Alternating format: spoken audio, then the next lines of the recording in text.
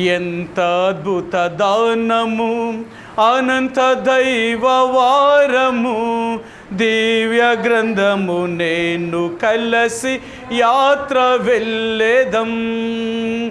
ఎంత అద్భుత దానము, అనంత దైవ వారము, దివ్య గ్రంథము నేను కలిసి యాత్ర వెళ్ళేదం. ఈ రాత్రికాల సమయంలో మన యొక్క వాక్య భాగంలోనికి వెళదామండి.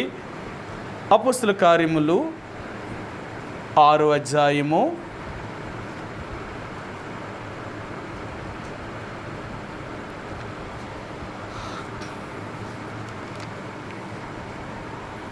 6వ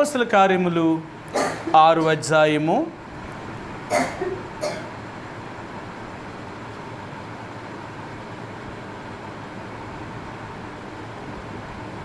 4వ వచనాన్ని 5వ వచనాన్ని మనం కలిసి ఒక్క మాటలా చదువుదామండి. నాతో కూడా చదవగలిగిన వారు కలిసి చదవడానికి ప్రయత్నం చేయండి. అపోస్తల కార్యములు 6వ అధ్యాయము 4, 5 ఈ 2 వచనాల్ని మనం కలిపి చదువుదాం. అయితే మేము ప్రార్థన యందును వాక్య పరిచర్య యందును ఎడతెగక యుందుమని చెప్పిరి. ఈ మాట జనసమూహం అంతటికి ఇష్టమైనందున వారు విశ్వాసముతోనూ పరిశుద్ధాత్మతోనూ నిండుకున్న వాడైన స్తెఫను, ఫిలిప్పు, ప్రోకోరు, నికనోరు, తీమోను, పర్మెనాసు, యూదుల మత ప్రవిష్టుడును అంత్యోక్య వాడును అగు నికోలాసును అను వారిని ఏర్పరచుకొని, రాత్రికాల సమయంలో మరి మనం చదవబడిన లేఖన భాగాన్ని దేవుడు దీవించునుగాక. ఈ ఆహారమును పంచిపెట్టే విషయంలో 7 మనుషులను వారు ఏర్పరచుకునే విధానాన్ని మనకు జ్ఞాపకం చేస్తూ వస్తున్నారు. ఇప్పటికే మనం చాలా విషయాలు జ్ఞాపకం చేసుకున్నాం. వారు ఆ 7 ఎవరెవరిని దేవుడు ఎలాగా అంటే 7 ఏర్పరచుకున్నాడు కదా, ఆ 7 వారి పేర్లను ఇక్కడ రాసిపెట్టి ఉంచాడనమాట. అందులో మొదట ఆయన స్తెఫను, 2వ ఆయన ఫిలిప్పు, 3వ ఆయన ప్రోకోరు, ఇలా మరి 4వ ఆయన మరి పర్మెనాసు. ఇలాగా బైబిల్ గ్రంథంలో వీళ్ళ 4 ఆ 7 పేర్లు కూడా, ఈ 4వ వాడు నికానోరు, 5వ వాడు తీమోను, 6వ వాడు పర్మెనాసు, 7వ వాడు నికోలాసు. ఈ 7 వారు ఏర్పరచుకున్నారు. వారు అపోస్తులు ఏదో తీసుకొచ్చారు. అపోస్తులు వారి మీద చేతులుంచి వారిని ఆ పని కొరకు నియమించారు. అధికారము లేక ఆ యొక్క బాధ్యతను వారికి అప్పగించారు. గత వారం మీకు జ్ఞాపకం చేశాను. ఫిలిప్పు అనగా ఆయన అశ్వప్రియుడు, అంటే గుర్రములను ప్రేమించేవాడు. గత వారం మీకు జ్ఞాపకం చేశాను. అంటే ఆయన ఏ రీతిగా, ఎందుకు ఆయన పేరుకి ఆయార్థం పెట్టారు, ఆయార్థం వచ్చింది, ఆయన ఏం చేశాడు అంటే దేవుని యొక్క పరిచర్య కొరకు బహు వేగముగా పరిగెత్తేవాడు. దేవుని యొక్క పరిచర్యలో ఎంతో శ్రమపడడానికి ఇష్టపడినవాడు. తన పాదములను దేవుని యొక్క సేవ కొరకు, దేవుని యొక్క పరిచర్య కొరకు ఎంతో బలముగా ఉపయోగించినవాడు. అందుకనే ఆ యొక్క ఫిలిప్పు అనగా ఈ అశ్వప్రియుడు అనే విషయాన్ని మీకు జ్ఞాపకం చేస్తూ వచ్చాను. ఈ రాత్రికాల సమయంలో 3వ ఆయన ప్రోకోరు. ఈ ప్రోకోరు అనగా అతని పేరుకి అర్థం ఏంటి అంటే గాయకుల అధిపతి, అంటే పాటలు పాడేవారికి అధిపతి. ఆయన గాయకుల అధిపతి అన్నమాట. మరి ఈ ప్రోకోరు అనేదానికి ఆత్మ సంబంధముగా ఇక్కడ దేవుడు జ్ఞాపకం చేసిన అర్థం ఏంటంటే గాయకులకు అధిపతి అన్నమాట. ఏంటి ఈయన గాయకుడు? అసలు గాయకులు చేసే పని ఏంటి, ఏం చేస్తారు అనే విషయాన్ని మనం కొన్ని విషయాలు ఈ రాత్రికాల సమయంలో జ్ఞాపకం చేసుకుందాం. ఎందుకంటే చాలాసార్లు మనం ఏదైనా కష్టములో కానీ, బాధలో కానీ, శ్రమలో కానీ, ఇబ్బందుల్లో కానీ, అనారోగ్యమైన పరిస్థితుల్లో ఉంటే మనము దేవుడి ద్వారా సహాయం పొందాలి అనుకుంటే ప్రార్థించడం ఒకటే మార్గము అనుకుంటాం మనం.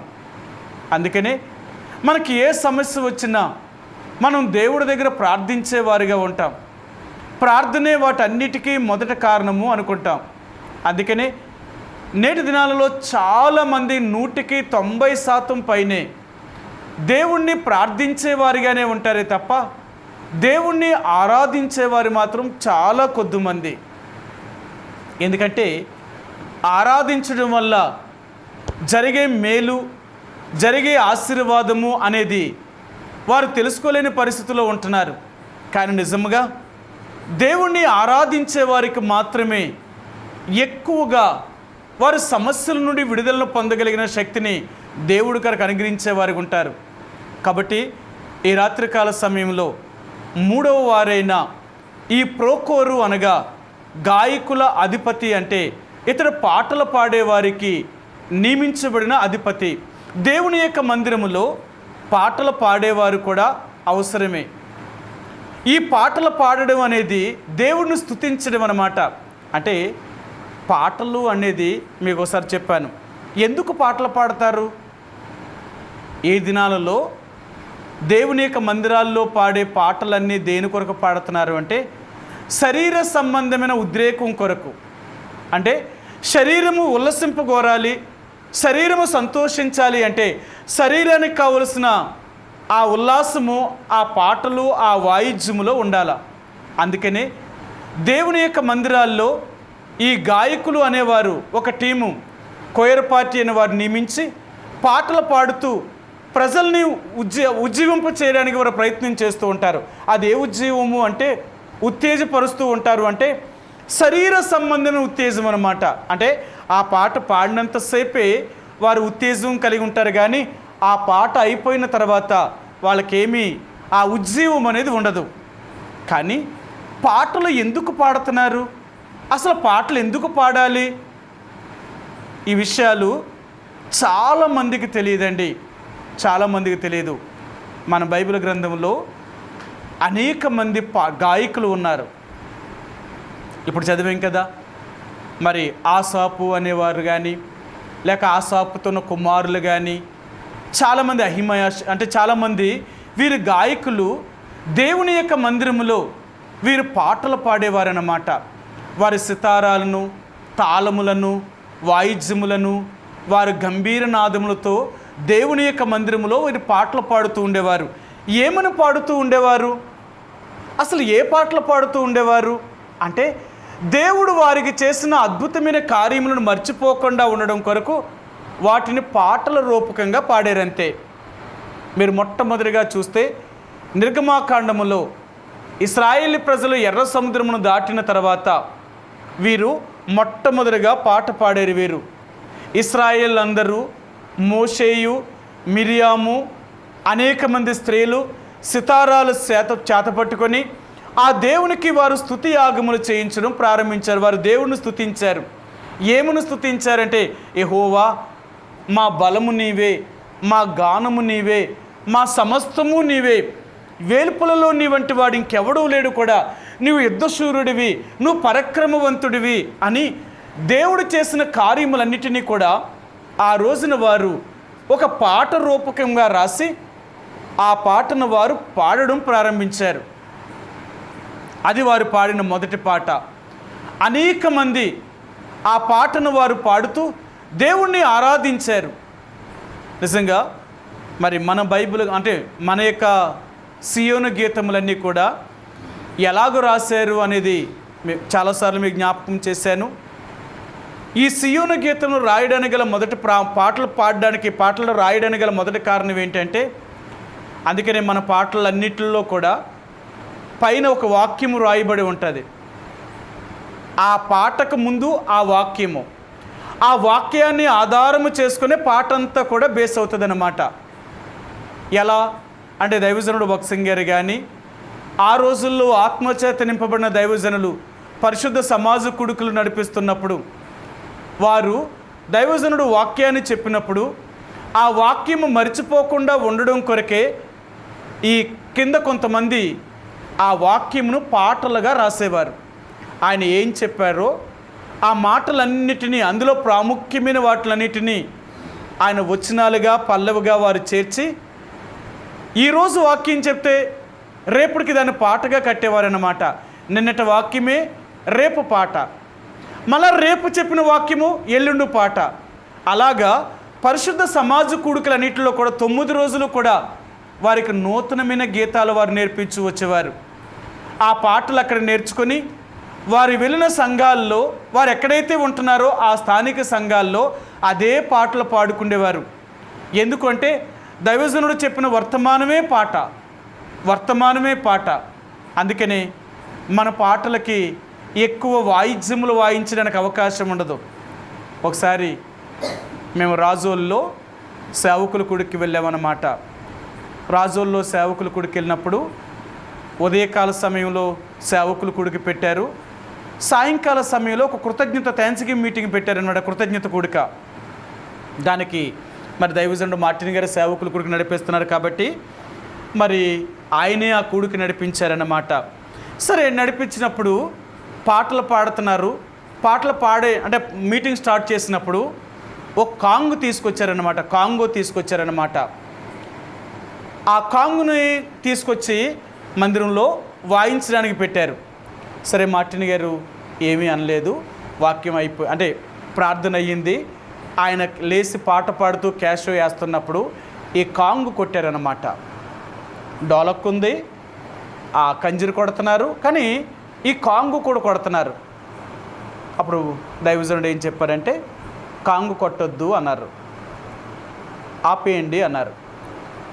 అప్పుడు చెప్పారు ఆయన, ఎందుకు మన మందిరంలో సైడ్ డ్రమ్మును కానీ కాంగును కానీ కొట్టరు అంటే ఆయన దానికి ఎన్నో రకాలుగా చెప్పారన్నమాట. ఆయన చెప్పారు, ఎందుకు ఇలాంటి వాయిద్యాల్ని ఎక్కువగా వాయించడం వల్ల జరిగేది ఏంటి అంటేనంట,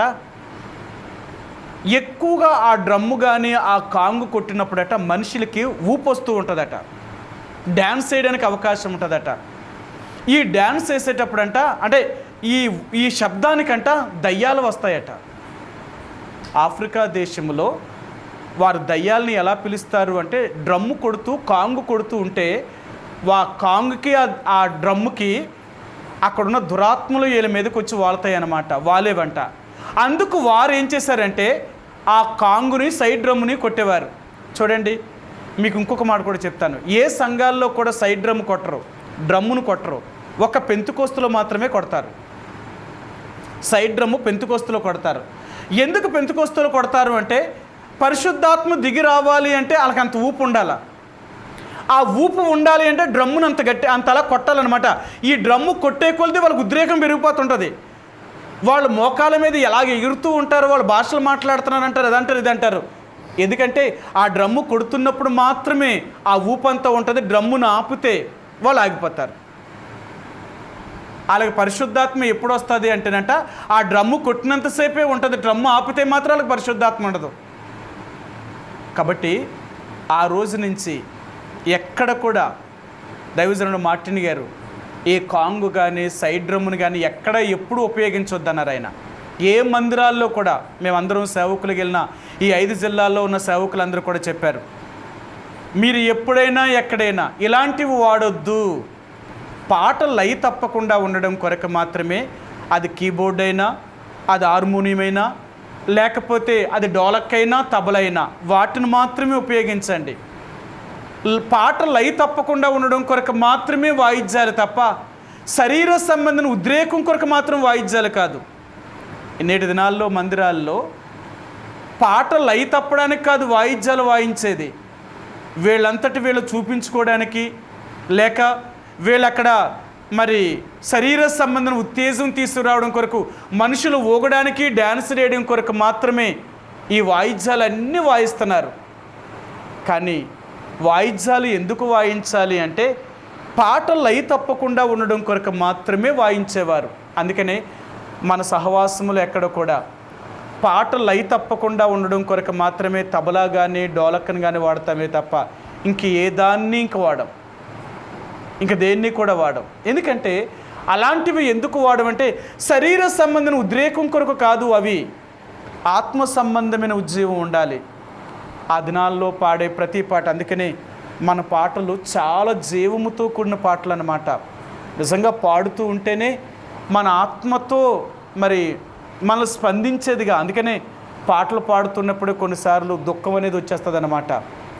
చాలాసార్లు ఆయా రకాలైన మేము పాటలు పాడుతున్నప్పుడు, మేము దుఃఖంలో ఉన్నప్పుడు కానీ, సంతోషములో ఉన్నప్పుడు కానీ, విచారములు ఉన్నప్పుడు కానీ కొన్ని పాటలు పాడుకుంటూ ఉన్నప్పుడు అది మాకు ఆదరణ కలిగించేది, కొన్నిసార్లు దుఃఖం కలిగించేది, కొన్నిసార్లు ధైర్యపరిచేవి. ఈ పాటలన్నీ కూడా నిజంగా దైవజనుడు వర్తమానం చెప్పినప్పుడు ఆ వాక్యమునే పాటలుగా కట్టారు కాబట్టి ఆ పాటే వాక్యం అన్నమాట. అందుకని మన పాటల పుస్తకంలో సియోను గీతాలన్నీ కూడా పాటే వాక్యము, వాక్యమే పాట.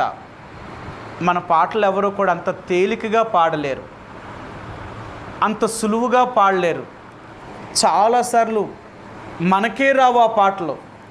ఒక్కసారి, 2 సార్లు, 3 సార్లు, 10 సార్లు విన్నా సరే ఒంటరిగా మనం కలిసి పాడుకోవడం అనేది చాలా కష్టం. ఎందుకంటే దానికి చాలా క్రమబద్ధీకరణ, ఒక లయ, ఒక తాళము, ఒక ఎన్నో విధాలుగా ఆ పాటను కట్టారనమాట. కట్టినవారు దేవుని ఆత్మచేత నింపబడి కట్టారు వారు.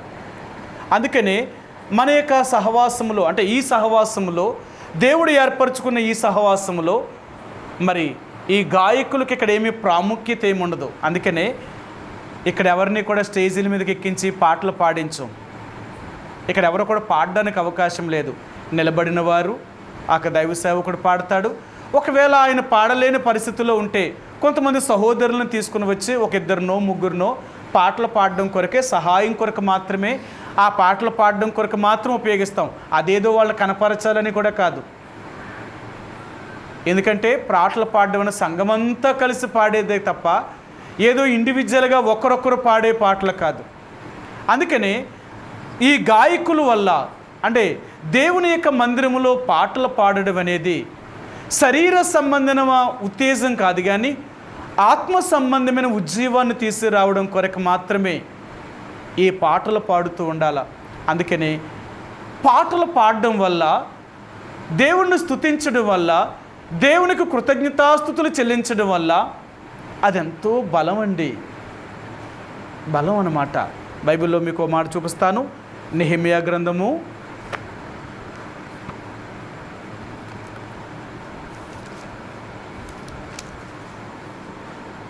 8వ అధ్యాయము, నెహెమ్యా గ్రంథము 8వ అధ్యాయము 10వ వచనమండి. 8-10.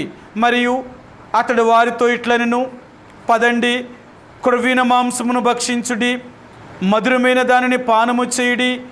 ఇది వరకు తమ కొరకు ఏమీ సిద్ధపరచుకుని వారికి పంతులు పంపించుడి. యాలయనగా ఈ దినము మన ప్రభువుకు ప్రతిష్ఠితమాయెను. మీరు దుఃఖపడకుడి, యెహోవా యందు ఆనందించుట వలన మీరు బలముందుదురు. దేవుని యందు ఆనందించడమే మనకు బలం అండి. ఆనందముతో ఉన్నప్పుడు మనం దేవుణ్ణి స్తుతిస్తాము, దేవుణ్ణి ఆరాధిస్తాము, దేవుణ్ణి గణపరుస్తాము. అందుకనే ఈ ఆరాధన అనేది, దేవునికి కృతజ్ఞతాస్తుతులు చెల్లించడం అనేది, లేక దేవునికి పాటలు పాడడం అనేది ఈ గాయకులు చేసే పని ఏంటంటే దేవుని యొక్క మనస్సును కదిలింప చేస్తాయన్నమాట. ఆయన మాటల్ని ఆయనకి మనం పాటల రూపకంగా పాడుతూ ఉంటే దేవుని యొక్క మనసు కదిలించబడుతూ ఉంటుందన్నమాట. అందుకనే దేవుని స్తుతించే వారి ద్వారా ఎన్నో ఎక్కువ అద్భుతాలు జరుగుతాయన్నమాట. నువ్వు దేవుణ్ణి ఎంతగా స్తుతిస్తావో, ఎంతగా దేవుణ్ణి మహిమపరుస్తావో, ఎంతగా దేవుణ్ణి ఆరాధిస్తూ నువ్వు స్తుతిగానము చేస్తూ ఉంటావో, నీ సమస్యలన్నిటికీ అదే మొదటి కారణం. నువ్వు ప్రార్థించడం వల్ల సమస్యలు పోతాయి అనుకోకు. నువ్వు దేవుణ్ణి స్తుతించగలిగితే దానికంటే 2 అంతలుగా నీకు మేలు జరుగుతుంది. ప్రార్థించే దానికంటే స్తుతించడంలోనే ఎక్కువ మేలు ఉందన్నమాట. అందుకనే చాలామంది దేవుని యొక్క ప్రజలు దేవుణ్ణి ప్రార్థిస్తారే తప్ప దేవుణ్ణి స్తుతించలేరు. కానీ రహస్యం ఎక్కడుంది అంటే దేవుణ్ణి స్తుతించడంలోనే మనకి ఎక్కువ మేలు జరుగుతూ ఉంటుందన్నమాట. మనం ఎంత ఎక్కువగా దేవుణ్ణి స్తుతిస్తామో అంత ఎక్కువగా దేవుడి ద్వారా మేలు పొందుతాం. కాబట్టి ఈ రాత్రికాల సమయంలో ఈ ప్రోకోరు అనగా ఈయన గాయకుల అధిపతి, ఒక గాయకుడు. ఈయన పేరుకి అర్థం ఏంటంటే గాయకుడు, అంటే పాటలు పాడేవారు, లేక దేవుణ్ణి స్తుతించేవారు, దేవునికి కృతజ్ఞతాస్తుతులు చెల్లించేవారు. కాబట్టి ఈ రాత్రికాల సమయంలో ఈ పాటలు పాడడం అనేది ఆత్మీయ జీవితానికి ఎంతో సహాయకరంగా ఉంటుందండి. అందుకని అంటాడు. సరే, మీకు ఆ మాట చూపిస్తాను. అపోస్తలుడైన పౌలు ఎఫెసీయులకు రాసిన పత్రిక 5వ అధ్యాయము, ఎఫెసీయులకు రాసిన పత్రిక 5వ అధ్యాయము 19వ వచనమండి. 5:19 ఒకరినొకడు కీర్తనలతోనూ సంగీతములతోనూ ఆత్మ సంబంధమైన పాటలతోనూ హెచ్చరించుచు మీ హృదయంలో ప్రభువును గురించి పాడుచు కీర్తించుచు. సరే, మన హృదయంలో దేవుని గురించి పాడుచు స్తుతిస్తూ ఆయన గురించి కీర్తించేవారుగా ఉండాలన్నమాట. ఎందుకు అలాగా అంటే ఏమంటున్నాడంటే, ఈ పాటలే ఆత్మ సంబంధమైన పాటలతో మనం హెచ్చరించబడతాం, మనం సరిచేయబడతాం, మనం ఆదరించబడతాం, మనం ధైర్యపరచబడతాం. ఎన్నో పాటలు మన జీవితానికి ఎంతో నెమ్మదిని, సంతోషాన్ని, ఆనందాన్ని కలిగించగలుగుతాయి. అందుకని దేవుని యొక్క ప్రజలుగా మనం దేవుణ్ణి ప్రార్థించడం కంటే దేవుణ్ణి స్తుతించేవారిగా ఉంటేనే ఎక్కువగా దేవుని ద్వారా మనం ఆశీర్వాదాన్ని, దీవెనను పొందగలుగుతామండి. సరే, కొన్ని మాటలు మీకు చూపిస్తాను. దేవుణ్ణి స్తుతించడం వల్ల, దేవుణ్ణి ఆరాధించడం వల్ల దేవుని యొక్క ప్రజలు ఎలాంటి మేలును పొందారు, ఎలాంటి ఆశీర్వాదాలు పొందారో చూపిస్తాను. 2వ దినవృత్తాంతాల గ్రంథము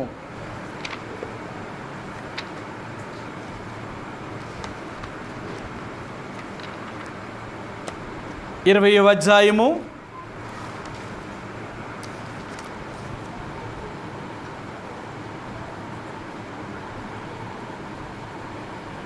21-22 వచనాలండి. 21-22 వచనాలు. 2వ దినవృత్తాంతాల గ్రంథము 20వ అధ్యాయము 21-22 వచనాలు. మరియు అతడు జనులను హెచ్చరిక చేసిన తరువాత యెహోవాను స్తుతించుటకు గాయకులను ఏర్పరిచిరి. వారు పరిశుద్ధ అలంకారములు ధరించి సైన్యము ముందర నడుచుచు యెహోవా కృప నిరంతరముండును, ఆయనను స్తుతించుడి అని స్తోత్రము చేయుటకు వారిని నియమించెను. వారు పాడుటకును స్తుతించుటకును మొదలుపెట్టగా యెహోవా యోధా వారి మీదకి వచ్చిన అమోనీల మీదను, మోయాబీల మీదను, షేయీరు మన్యవాసుల మీదను మాట్రుగాండ్రలను పెట్టిన గనుక వారు అతులయ్యిరి. అంటే యెహోషాపాతు యొక్క దినాలలో యుద్ధము జరిగిందండి. యెహోషాపాతు రాజు కాలంలో ఇతని మీదకి 3 రాజులు దండెత్తుకొచ్చారు. వీళ్ళు జయించడానికి ఈయనకి శక్తి లేదు నిజంగా. కానీ శక్తి లేకపోయినా దేవుడి మీద ఆధారపడ్డారు. ఆయన ఏం చేశాడు అంటే, ఆ రోజున దేవుణ్ణి స్తుతించేవారిని, దేవునికి ఆరాధించేవారిని కొంతమందిని ఆయన నిలబెట్టాడు. ఆయన నిలవబెట్టడం వల్ల జరిగింది ఏంటి అంటే, అక్కడ వారికి ఎంతో ఆశీర్వాదము, మేలు జరిగిందన్నమాట. ఎంతో ఆశీర్వాదము, మేలు జరిగింది. అంటే ఆ రోజు దండెత్తుకొచ్చిన వారి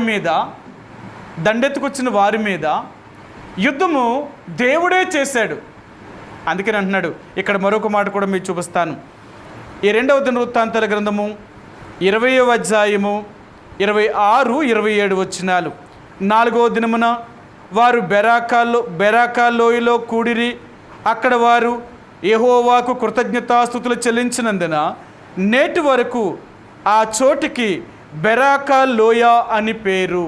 అంటే బెరాకా లోయ అనగా దేవుణ్ణి స్తుతించే లోయ, దేవుణ్ణి ఆరాధించే స్థలం అన్నమాట.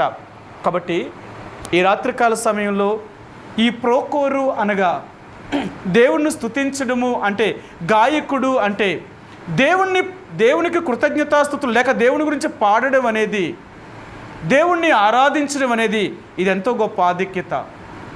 ఎందుకంటే బైబిల్ గ్రంథంలో దావీదు కూడా ఆయన మందిరాన్ని నిలబెట్టించినప్పుడు ప్రధాన గాయకుడైన ఆసాపుకి 270 మందిని చేతి కింద పెట్టి వారు దేవుని యొక్క మందిరంలో పాటలు పాడేవారిగా నియమించారు.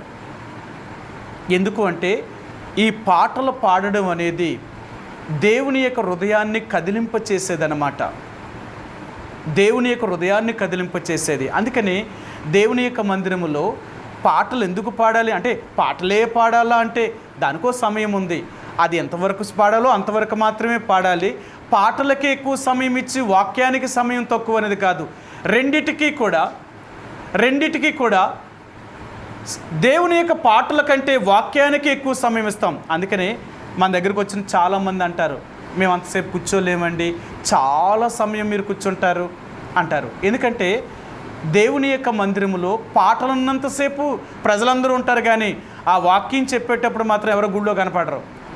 పాటలే కావాలి వాళ్ళకి, వాక్యం చెప్పడం అనేది వాళ్ళకి అవసరం లేదు. వాక్యాన్ని వారు వినరు ఇంకా. కానీ పాటల కంటే వాక్యమే గొప్పదండి.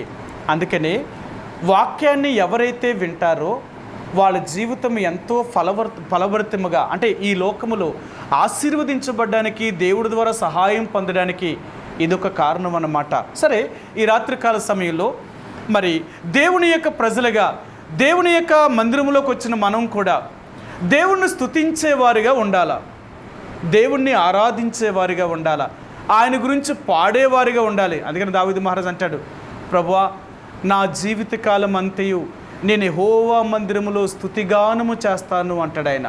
సరే, మీకు ఆ మాట చూపిస్తాను. దావీదు కీర్తన 104వ కీర్తన, కీర్తన గ్రంథము 104వ కీర్తన 104:33 వచ్చినవండి. నా జీవితకాలం అంతయు నేను యెహోవాకు కీర్తనలు పాడేదను, నేను ఉన్నంతకాలము నా దేవుణ్ణి కీర్తించేదను. తన జీవితంలో ఎక్కువగా దేవుణ్ణి స్తుతించేవాడు. అందుకని దావీదు కూడా ఒక గాయకుడు, ప్రధాన గాయకుడైన దావీదు అంటారు. ఈయన కూడా ఎన్నో పాటలు పాడాడు, ఎన్నో పాటలను రచించాడు, ఆయన ఎన్నో పాటలు పాడాడు. అందుకనే యాత్రా కీర్తనలు అంటారు. ఇక దావీదు రాసిన ఈ కీర్తనలో ఎక్కువగా కీర్తన అనేది ఏంటంటే పాటలు. దావీదు మహారాజు తన జీవితంలో ఎంత ఎక్కువగా పాటలు పాడేవాడో మీకు ఒక మాట చూపిస్తాను. 119వ దావీదు కీర్తన, కీర్తన గ్రంథము 119వ దావీదు కీర్తనలో ఆయన ఒక మాట చెప్పాడు. ఆయన ఏం చెప్పాడో చూపిస్తాను. 119, 54, 55 వచనాలు. యాత్రికుడినై నేను నా బసలో పాటలు పాడుటకు నీ కట్టడలు ఏతువులాయెను. యెహోవా రాత్రివేళ నీ నామమును స్మరణ చేయుచున్నాను, నీ ధర్మశాస్త్రమును అనుసరించి నడుచుకొనుచున్నాను. సరే, యాత్రికుడినై అంటే ఈ లోకములో జీవిస్తున్న నా జీవితకాలం అంతటిలో నేను పాటలు పాడుటకు నీ కట్టడలే ఏతువులయ్యాయి. అంటే నీ ఆజ్ఞలే నా జీవితంలో ఏతువ. దేవుని యొక్క ప్రజలుగా ఈ లోకములో నువ్వు ఎంతో సుఖంగా సంతోషంగా జీవించాలి అంటే నువ్వు దేవుణ్ణి గణపరిచే వ్యక్తిగా ఉండాలా, నువ్వు దేవుణ్ణి స్తుతించే వ్యక్తిగా ఉండాలా, నీ జీవితంలో దేవుని గురించి స్తుతిగానము చేస్తూ ఉండాలా. అంటే నువ్వెప్పుడు సంతోషంగానే ఉండాలా. దేవుని యొక్క ప్రజలు ఎప్పుడూ సంతోషంతో ఉండేవారు, వీళ్ళు ఏడ్చేవారు కాదు. అందుకనే నేను చాలాసార్లు ఎవరైనా చనిపోయినప్పుడు మనం సమాధి చేయడానికి వెళ్ళినప్పుడు అక్కడ ఏడవడానికి ఇష్టపడం. మనం చెప్తాం, అక్కడ మీరు ఏడవద్దు, ఇది ఏడ్చే సమయం కాదు అంటాం. వాళ్ళు అంటారు, చనిపోతే ఏడవపోతే ఇంకెప్పుడు ఏడుస్తామండి అంటారు. కానీ ఒక చనిపోయిన వ్యక్తి గురించి వారు ఏడుస్తున్నారు. కానీ క్రైస్తవులుగా మనమేం చెప్తాము అంటే ఆ వ్యక్తి శరీర సంబంధమైన కష్టాలు బాధలు అన్నీ వదిలేసి ఈ దేహాన్ని వదిలిపెట్టేసి ఆత్మ దేవుడి దగ్గరికి వెళ్ళిపోయింది, అప్పుడు ఏడవడం ఏంటి? చనిపోయి ఉంటే చాలామంది చావుకు భయపడతారు. కానీ నిజంగా దేవుని బిడ్డ అనేవారు చావును సంతోషంతో ఎదుర్కొంటారు. చావు దేనికో తెలుసా? శరీరానికి చావు, ఆత్మకు చావు లేదు. అందుకనే మనం శరీరానికి భయపడేవారం కాదు, మన ఆత్మకు మాత్రమే భయపడేవారు. శరీరం ఏ రోజైనా మరణించవలసిందే. అది ఈ రోజైనా, అది రేపైనా, అది ఎల్లుండైనా, ఏదో ఒక రోజు మన శరీరం మనం వదిలిపెట్టిపోవలసిందే. ఇదేమీ శాశ్వతమైనది కాదు. అందుకనే మనం చనిపోయిన దగ్గర అక్కడే కూర్చొని అక్కడే మనం పాటలు పాడుతూ ఉంటాం. ఎందుకంటే ఎంత సంతోషమో. ఒకరు మరణించారు అంటే ఎంతో సంతోషం. ఒక ఆయన ఇలా చెప్పాడు, మొన్న ఒక ఆయన సాక్ష్యం చెప్పాడన్నమాట. నేను వెళ్తే భీమవరం దగ్గర, నేను హైదరాబాద్ ఎబ్రోన్లో ఉన్నప్పుడు నేను సేవకుడిగా ట్రైనింగ్ కొరకు అక్కడికి వెళ్ళినప్పుడు నేను అనుకునేవాడిని, వారానికి ఒకరైనా చచ్చిపోతే బాగుండు అనుకునేవాడట. వారానికి ఒకరోనే చనిపోతే బాగుండని. ఏంటంటేనంట, ఎవరు చనిపోయినా తెల్లవారులు పాటలు పాడుతూనే ఉండేవారట. అక్కడ ఎవరైనా ఒక బిలీవర్ కానీ ఎవరైనా చనిపోతే ఆ సమాధి అంటే ఆ కార్యక్రమం అయ్యేదాకా పాటలు పాడుతూనే ఉండేవారట. ఈయన ఆశ ఏంటంటే అలాంటి టైంలోనే ఎక్కువ పాటలు పాడతారు కాబట్టి అక్కడ నేర్చుకొచ్చి పాటలు అనుకునేవాడట. నా ఆశ అంతా ఏంటంటే అక్కడికి వెళ్తే ఎన్నో పాటలు పాడతారు, రాత్రంతా పాటలు పాడుతూనే ఉంటారు కాబట్టి ఎన్నో పాటలు పాడి నేర్చుకోవచ్చు అని ఆయన ఆశపడేవాడట. ఎందుకంటే దేవుని యొక్క ప్రజలు మరణించినప్పుడు మనం పాటలు పాడుతూ ఉంటాం, మనం సంతోషిస్తాం. కారణం ఏంటో తెలుసా? ప్రభువా, ఆ వ్యక్తిని లేక ఆ సహోదరుని ఆ సహోదరిని ఈ లోక సంబంధమైన కష్టాలన్నిటి నుంచి విడుదల చేసావు. బాధ లేదు, వ్యాధి లేదు, తిని త్రాగాలనే చింత లేదు, ఏ సమస్యలు లేవు. ఇంకా ఈ రోజుతో అన్నీ వదిలిపెట్టేశారు. ఇంకా ఎంతో సంతోషం. సమస్యలు మనల్ని వదిలేస్తున్నాయి అంటే ఎంత సంతోషంగా ప్రభు దగ్గరికి వెళ్ళిపోవడానికి ఇష్టపడతాం. అర్థమైందా? అందుకని దేవుని యొక్క ప్రజలు అనేవారు ఎప్పుడూ సంతోషంతో ఉండేవారు, ఎప్పుడు వీరు పాటలు పాడుతూ ఉంటారు. సరే, అపోస్తలుడైన పౌలు కూడా ఆ మాట చెప్తాడు, చూపిస్తాను మీకు. ఫిలిప్పీయులకు రాసిన పత్రిక 4వ అధ్యాయము, ఫిలిప్పీయులకు రాసిన పత్రిక 4వ అధ్యాయము 4వ వచనం. ఎల్లప్పుడూ ప్రభువునందు ఆనందించుడి, మరలా చెప్పుదును ఆనందించుడి. ఆయన అంటున్నాడు, మీరు ఎల్లప్పుడూ ప్రభువునందు ఆనందించండి, మీరు ఎల్లప్పుడూ సంతోషంగా ఉండండి. ఎందుకు సంతోషం ఉండాలా అంటే ఆయన్ని బట్టి సంతోషించు. చాలాసార్లు దేవుని యొక్క బిడ్డలుగా మన సంతోషాన్ని లోకం ఎప్పుడు కూడా పాడు చేయాలనుకుంటూ ఉంటుంది. ఈరోజు లోకం ఎలాగుందంటే ఒకరు బాగున్నారు అంటే వాళ్ళు ఎప్పుడు నాశనం అయిపోతారా అని కోరే లోకం. అందుకని అన్నారు, మనిషికి వారవలేని తత్వం ఎక్కువ. తన కళ్ళెదురుగుండా ఎవరైనా బాగుపడ్డారు అంటే వాళ్ళని సహించలేడు మానవుడు, మనిషి తట్టుకోలేడు. అందుకనే వీళ్ళు ఎప్పుడు కూడా ఏం చేస్తారంటే వీళ్ళు మాత్రమే బాగుండాలి, వీళ్ళ ముందున్న వాళ్ళు వీళ్ళ కంటికి కనిపించే వాళ్ళు ఎవరు కూడా బాగుపడకూడదు. అలాంటి ఈర్ష్య కలిగిన వాడు. కానీ నిజమైన దేవుని బిడ్డలు అలాంటి వారో తెలుసా? ఎప్పుడూ ఒకరు కీడు కోరేవారు కారు. చాలామంది అంటున్నారు, ఒకసారి మరి బీజేపీ వ్యవస్థాపకుడైన ఆ వాజ్పేయి గారిని ఒకరు ఇంటర్వ్యూ చేశారన్నమాట. ఇంటర్వ్యూ చేసినప్పుడు ఆయన్ని అడిగారు, ఈ భారతదేశంలో ఎందుకు క్రైస్తవ మతం ఉండాలా? అసలు క్రైస్తవులే లేకుండా పోతే మంచిది కదా, మనల్ని మార్చేస్తున్నారు వీళ్ళు, మన హిందూ మతాన్ని, హిందువులను క్రైస్తవులుగా మారుస్తున్నారు అని ఆయన్ని అడిగారు. అప్పుడు ఆయన చెప్పాడట, తప్పు. నిజంగా క్రైస్తవులే కానీ లేకపోయి ఉంటే ఈరోజు మన దేశం ఎలా ఉండదు.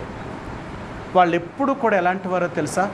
వాళ్ళ శత్రువులు సైతము కూడా వాళ్ళ కొరకు ప్రార్థన చేస్తారు. వారు ఎలాంటి మంచివారు అంటే శత్రువులు సైతము కూడా శత్రువుల కొరకు కూడా ప్రార్థన చేసేవారు. ఒకరికి కీడు చేసేవాడు క్రైస్తవుడు కాదు, ఒకరికి మేలు చేసేవాడే క్రైస్తవుడు. కాబట్టి వాళ్ళే కానీ భారతదేశంలో కానీ లేకపోయి ఉంటే ఈరోజు మనకింత చదువు ఉండేది కాదు, ఈరోజు ఇంత నాగరికతలోనికి మనం వచ్చేవాళ్ళం కాదు. వాళ్ళ వల్లే నిజంగా వాళ్ళ ప్రేమ, వాళ్ళ త్యాగము. మీరు అనుకునేది మత మార్పిడి చేస్తున్నారు అని మీరు అనుకుంటున్నారు. నేనేమంటున్నాను అంటే ఒక చెడ్డవారిని మంచివారిగా మారుస్తున్నారు. మీరు చూడండి, క్రైస్తత్వము అంటే ఏంటో తెలుసా? మతం కాదు, మతం కాదు. చాలామంది ఇదే అనుకుంటున్నారు, మా మతం గొప్ప, మా మతం గొప్ప, మా మతం గొప్ప. అసలు యేసు ప్రభువు క్రైస్తవ మత స్థాపకుడే కాదు. మీరు బైబిల్ అంతా చదివితే యేసు ప్రభువారు మతానికి చెందినవాడు కానే కాదని బైబిల్ చెప్తుంది. ఆయన మతాన్ని స్థాపించడానికి రాలేదు. మరి ఎందుకు వచ్చారో తెలుసా? ఒక చెడిపోయిన మనిషిని ఒక మంచివాడిగా మార్చడం కొరకు వచ్చాడు ఆయన. అందుకనే యేసుప్రభువుని నమ్ముకున్న వాళ్ళు ఎంత చెడిపోయిన వారైనా మంచి దారిలోనికి వస్తున్నారు. వారికి ఉన్న చెడు అలవాట్లన్నీ పోతున్నాయి. యేసుప్రభువుని ఎవరైతే నమ్ముకుంటారో వాళ్ళు మంచిగా జీవించడానికి ఇష్టపడతారు. ఆయన అదే చెప్పాడు, మీరేమో మత మార్పిడి చేస్తున్నారని మీరు అనుకుంటున్నారు, కానీ నేనేమంటాను అంటే ఆయన అన్నాడు, ఒక చెడ్డవారిని మంచివారిగా మారుస్తున్నారు. ఏ మతం కూడా మార్చలేదు అలా. మీరు ఏ మతమైనా చూడండి, ఆ మతంలో ఉన్న వారిని ఎవరు కూడా ఏ మతం కూడా ఒక మనిషిని మంచివాడిగా మార్చలేదు. కానీ ఒక్క యేసుప్రభువారు మాత్రం ఎంత చెడిపోయిన వారినైనా, ఎంత పాడైపోయిన వారినైనా యేసుప్రభువారు మారుస్తారు. ఒక ఆయన ఇలాగ అన్నాడు, ఏమండి మీ యేసుప్రభువారిని ఎవరు నమ్ముతారో తెలుసా? వ్యభిచారులు, దొంగలు, చెడిపోయిన వాళ్ళే నమ్ముతారండి అన్నాడు. ఆయన అన్న మాట ఏంటంటే నాకు చాలా బాధ అనిపించింది. అంటే యేసుప్రభువారిని నమ్మిన వాళ్ళందరూ దొంగలు, చెడిపోయిన వారు, వ్యభిచారులు నమ్ముతారా? ఏంటి సార్ మీరు అలాగన్నారు? సరే, నేను అప్పుడు చెప్పాను, అయ్యా మీరండం కాదండి, మేము నమ్మిన మా యేసుప్రభువారు కూడా అలాగే చెప్పాడు, మీకంటే ఆ వ్యభిచారులు, ఆ దొంగలే మీకంటే ముందు నా రాజ్యం చేరతారు అన్నాడు. మీరు చూడండి, యేసుప్రభువారు ఎవరికి అవసరమయ్యాడో తెలుసా? చెడిపోయిన వాళ్ళకే అవసరమయ్యాడు. వాళ్ళు నమ్మారు, ప్రభువా నేను ఇలాంటి చెడుతనంలో ఉన్నాను, ఇలాంటి పాపములో ఉన్నాను, నాకు నువ్వు అవసరం, నన్ను మార్చు అని దేవుడి దగ్గరికి వచ్చారు. అలాంటి వారిని దేవుడు మార్చాడండి, అలాంటి వారిని మార్చాడు. నేను ఎవరైతే నీతిమంతుణ్ణి, నేను ఏ పాపము చేయలేదు, నేను ఎంతో భక్తిగా బ్రతుకుతున్నాను అనుకునే వాళ్ళని దేవుడు ఎవరు మార్చలేదు. మన దేవుడు ఎవరో తెలుసా? నీతిమంతులను రక్షించడానికి వచ్చిన దేవుడు కాదు, పాపులను రక్షించడానికి వచ్చాడు. ఆయన అదే అన్నాడు, డాక్టర్ అనేవాడు రోగులకి ఎలాగ వైద్యుడో అలాగే నేను పాపులకి కూడా వైద్యుణ్ణి. ఎవరు చెడిపోతారో వాళ్ళనే నేను మారుస్తాను, ఎవరు చెడిపోతారో వాళ్ళని నేను మారుస్తున్నాను అంటున్నాడు ఆయన. సరే, మీకు ఆ మాట చూపిస్తాను. మత్తయి సువార్త, యేసుప్రభువారు ఈ భూమి మీద ఉన్నప్పుడు ఆయన ఏం చెప్పారో ఆయన చెప్పిన మాటను మీకు చూపిస్తాను. మత్తయి సువార్త 23వ అధ్యాయము, మత్తయి సువార్త 23వ అధ్యాయము 31 వచనమండి, 31 వచనం. అందుకు వారు మొదటి వాడే అనిరి, యేసు సుంకర్లను, వేశ్యలను మీకంటే ముందుగా దేవుని రాజ్యంలో ప్రవేశించునని మీతో నిశ్చయముగా చెప్పుచున్నాను. మీరు నీతిమంతులు అనుకుంటున్నారు కదా, మీరు మంచివారు అనుకుంటున్నారు కదా, మీకంటే ముందు ఎవరు దేవుని రాజ్యంలోకి వెళ్తారో తెలుసా? వ్యభిచారులైన వారు, సుంకరులైన వారు, దొంగలైన వారు. ఎందుకో తెలుసా? వాళ్ళను గుర్తించారు. మేము మారాలి అంటే మాకు ఆ దేవుడు అవసరం, మేము మార్పులోనికి రావాలి అంటే మేము ఆ దేవుడిని నమ్మాలి అని వారు నన్ను నమ్మారు. వారు నన్ను నమ్మి తమ జీవితాన్ని మార్చుకున్నారు. అందుకనే మీకంటే ముందు వాళ్ళే చేరతారు పరలోకం. కానీ లోకం ఏం చేస్తుంది తెలుసా? యేసుప్రభువారిని నమ్మిన వారిని చాలా చులకనగా చూస్తుంది. వాళ్ళు అనుకుంటున్నారు, ఇలాంటి వాళ్ళంటే దేవుడు ఎవరంటే వారికి అవసరం తెలుసా? ఇలాంటి చెడిపోయిన వాళ్ళకి దేవుడు అవసరం, మాకెందుకంటే దేవుడు అవసరం అనుకుంటున్నారు. అలా గుడ్డితనంలో ఉన్నారు. దేవుడు ఎవరికి అవసరమో తెలుసా? ఎవరి జీవితాలు అయితే పాడైపోయాయో, ఎవరైతే కృంగిపోయారో, ఎవరైతే కష్టములో ఉన్నారో అలాంటి వారికి దేవుడండి. నిజంగా అలాంటి వారు కానీ ఆ కృంగిన మనసుతో దేవుడి దగ్గరికి వస్తే దేవుడు వారిని లేవనెత్తుతాడండి. అందుకనే బైబిల్ గ్రంథాలు అంటాడు, మన దేవుడు ఎవరో తెలుసా? కృంగిపోయిన వారిని అందరినీ లేవనెత్తుతాడట. సరే, మీకు ఆ మాట చూపిస్తాను. దావీదు కీర్తన 145వ అధ్యాయము, 145వ అధ్యాయము, కీర్తన గ్రంథము 145వ అధ్యాయము 14 వచ్చినవండి. 145:14. యెహోవా పడిపోవు వారిని అందరినీ ఉద్ధరించువాడు, కృంగిపోయిన వారిని అందరినీ లేవనెత్తువాడు. దేవుడు ఎవరు అవసరం తెలుసా? ఎవరైతే కృంగిపోయారో, ఎవరైతే పడిపోయారో అలాంటి వారు అందరినీ దేవుడు లేవనెత్తగలుగుతున్నాడు. ఈ రాత్రి దేవుడు అనేది ఏంటో తెలుసా? నేను నీకు ఎందుకు అవసరమో తెలుసా? నువ్వున్న స్థితిలో నుంచి నేను లేవనెత్తుతాను. చాలామంది యేసుప్రభువారి దగ్గరికి ఆయా రకాలైన వ్యాధిగ్రస్తులను అందరినీ తీసుకొచ్చారు. ఎంతమందిని తీసుకొచ్చారో తెలుసా? సరే, మీకు ఆ మాట కూడా చూపిస్తాను. మత్తయి సువార్త 4వ అధ్యాయము, మత్తయి సువార్త 4వ అధ్యాయము దేవుడు ఎలాంటి వారికి అవసరమయ్యాడో చూపిస్తాను మీకు. 4వ అధ్యాయము మత్తయి సువార్త 4వ అధ్యాయము 23 నుంచి చదువుదామండి. యేసు వారు సమాజ మందిరములలో బోధించుచు దేవుని రాజ్యమును గురించిన సువార్తను ప్రకటించుచు ప్రజలలోని ప్రతి వ్యాధిని రోగమును స్వస్థపరచుచు గలిలయందంతటా సంచరించెను. ఆయన కీర్తి సిరియా దేశమంతటా వ్యాపించెను. నానా విధములైన రోగముల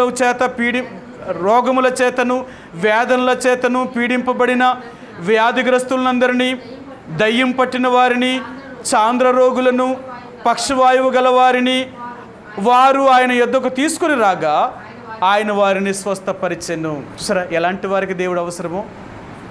ఈరోజు అనుకుంటున్నారు మాకెందుకండి దేవుడు, ఈరోజు మనకు అన్నీ ఉన్నాయని మానవుడు ఎంత విరవీగుతున్నాడో తెలుసా?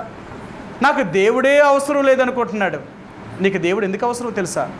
నీ శరీరానికి కాదు దేవుడు, నీ ఆత్మకు దేవుడు అవసరం. శరీరం ఏ రోజునైనా మరణించవలసిందే, ఎంత ఉన్నవారైనా లేనివారైనా. ఈరోజు మనిషి అనుకుంటున్నాడు మానవుడి యొక్క స్వభావం అలాంటిదండి, 4 ఏళ్ళు నోట్లోకి వెళ్తే ఎవడరా దేవుడు అంటాడట. అందుకనే మానవుడికి దేవుడు ఎలా పెట్టాడో తెలుసా? ఒకరోజు నవ్వు, ఒకరోజు ఏడుపు పెట్టాడట. నువ్వు అన్ని రోజులు నవ్వుతూ పోయేవనుకో ఎవడరా దేవుడు అంటావట. అందుకనే కష్టాన్ని బాధను రెండూ జత చేసి పెట్టాడట మానవుడికి. అందుకనే కొన్ని రోజులు బాగుంటాం, కొన్ని రోజులు బలహీనంగా వెళ్తాం, మళ్ళీ కొన్ని రోజులు బాగుంటాం, కొన్ని రోజులు మళ్ళీ కష్టాలు గుండా వెళ్తాం. అలా పడుతూ లెగుస్తూనే ఉంటామే తప్ప ఎప్పుడూ ఒకలాగే వెళ్ళేవారు లేరు. అర్థమైందా? నేను మొన్న ముఖేష్ అంబానీ గారి కొడుక్కి పెళ్లి చేశాడు, 2వ వాడికి. ఆయన గురించి హిస్టరీ రాశారు.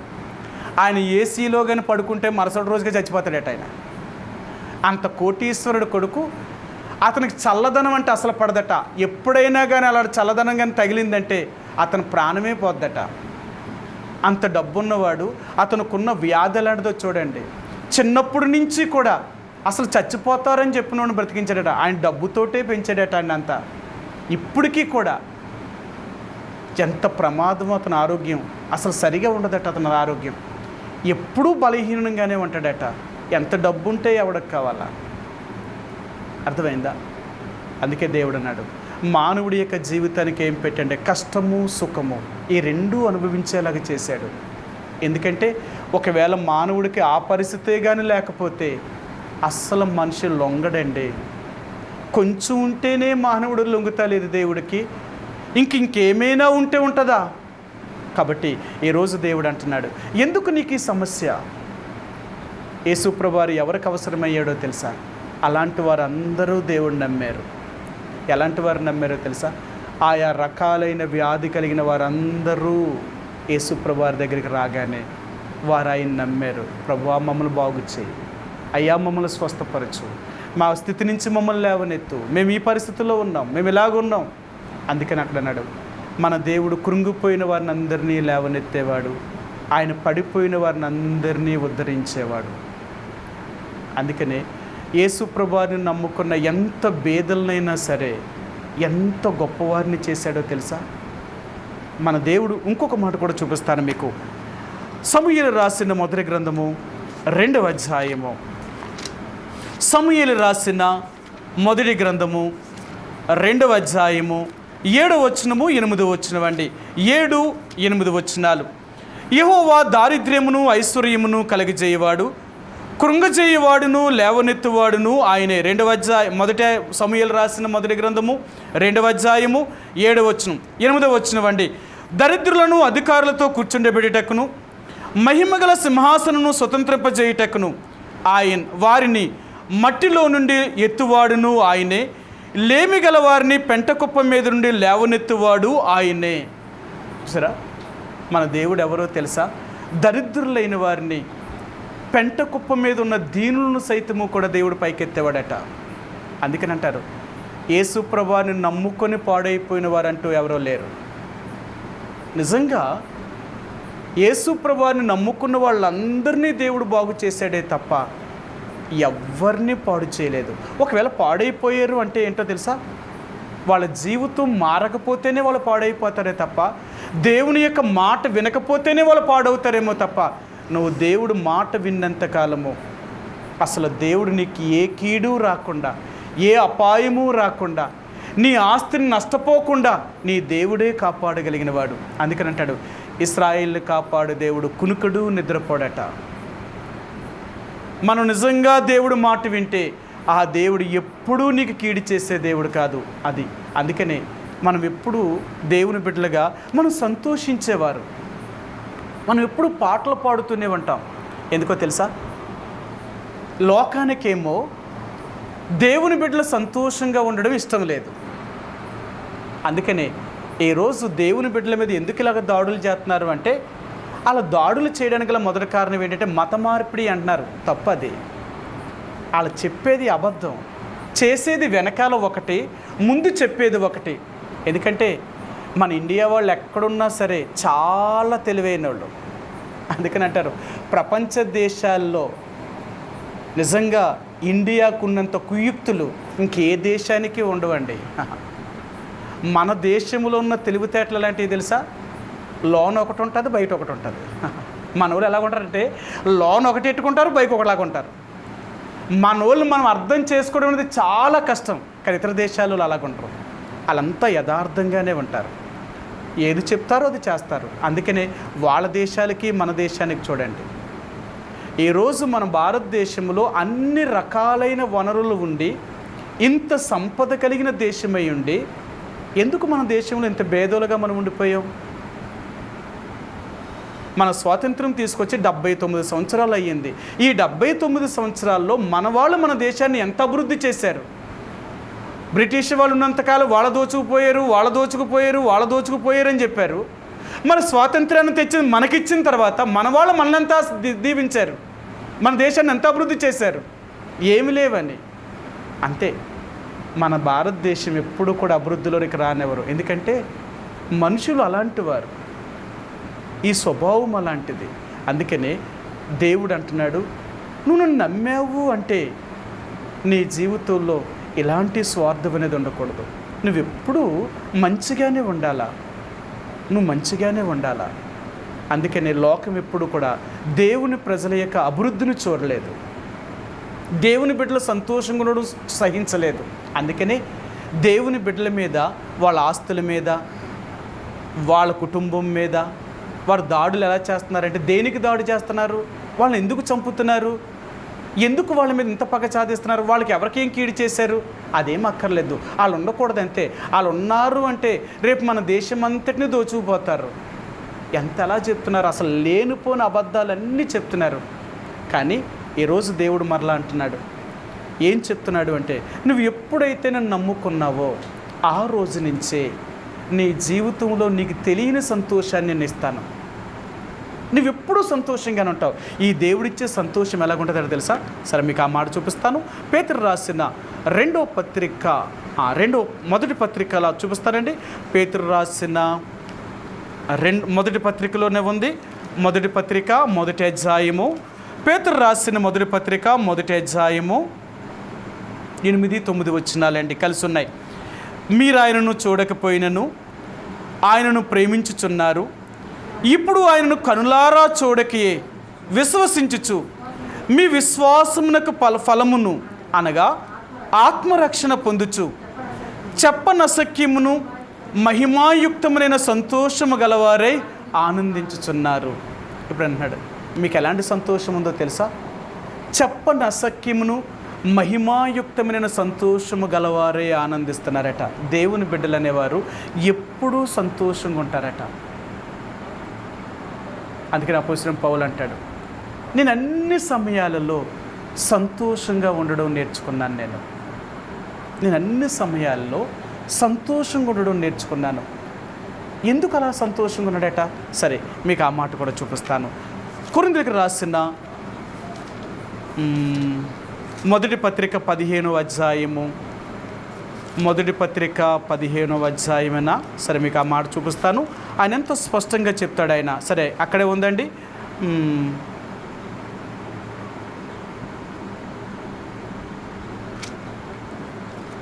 ఆయన అంటాడు, ప్రభువునందు నేను ఎల్లప్పుడూ సంతోషంగానే జీవిస్తున్నాను అంటాడు.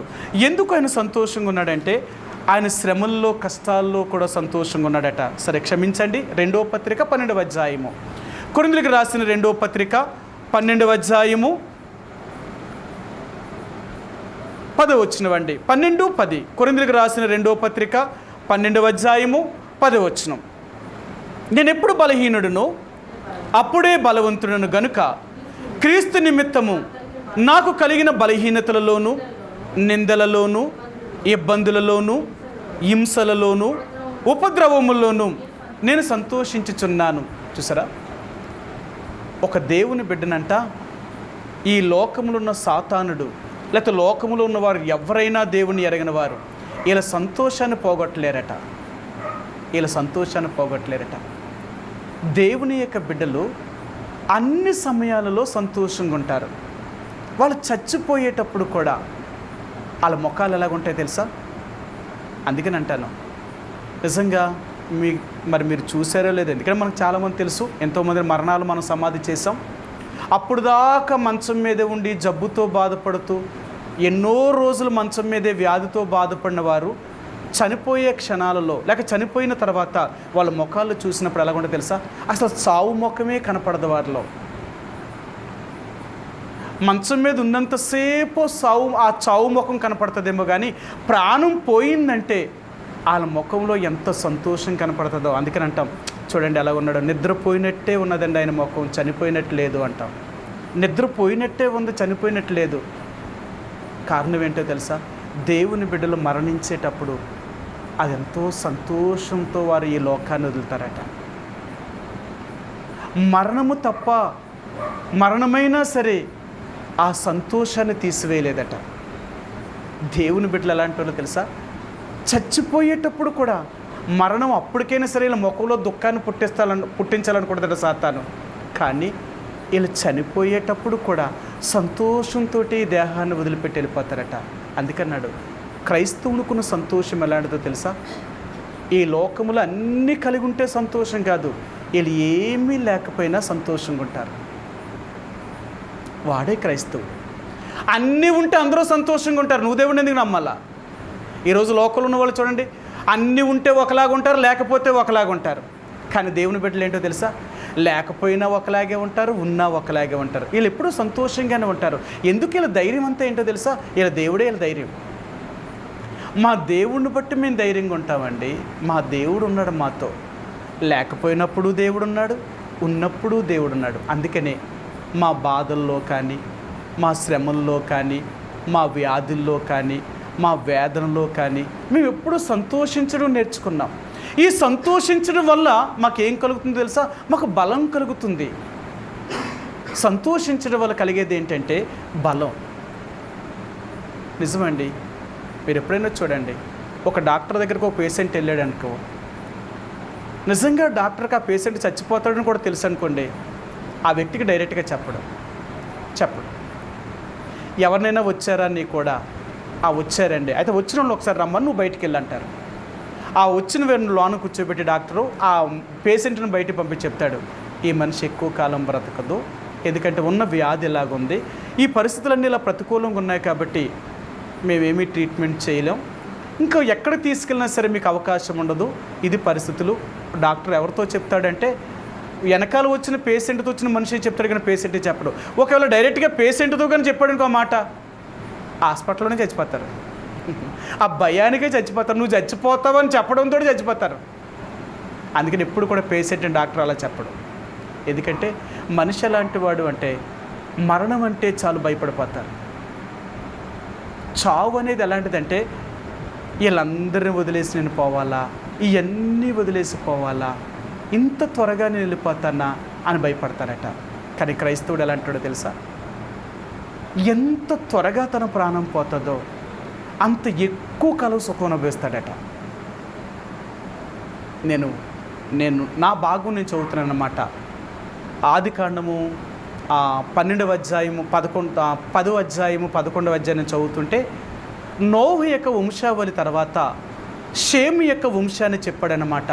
షేము యొక్క వంశావళిలో షేము అర్పక్షాదుని కనెను, అర్పక్షాదు ఏరేదుని కనెను, ఏరోదు హానోకుని కనెను. ఇలా వీళ్ళ పేర్లు అనమాట, 10 తరాలు అనమాట. ఆదాము దగ్గర నుంచి నోహు వరకు 10 తరాలు, నోహు దగ్గర నుంచి అబ్రహాము వరకు 10 తరాలు అన్నమాట.